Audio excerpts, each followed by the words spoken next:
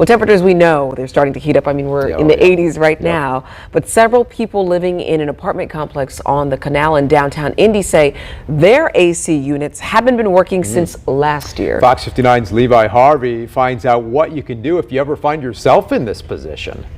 Hot weather is already here, which means it's time to crank up the AC.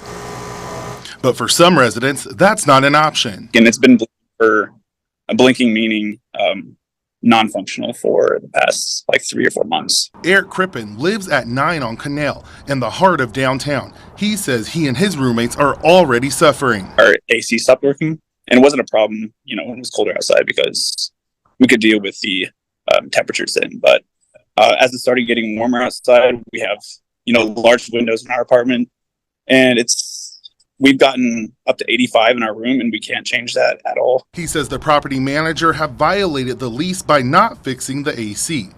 And despite multiple complaints to the Marion County Health Department, they're still suffering. I don't know if he's gotten a response from or not, but we've read the lease, and they're not providing a habitable place to live. So we are aware that they're breaking that lease agreement. Crippen says they're unsure of their next steps. Lara Morgan with the Marion County Health Department says once you file a complaint, something will get done, but it could take some time. Anytime that they have any violations at their property, they can call the health department and register a complaint with us.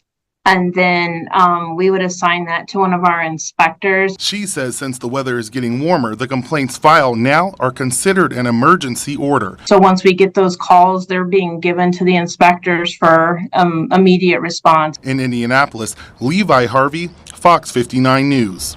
Levi, thank you. We reached out to the property manager for 9 on Canal, but we have not yet heard back.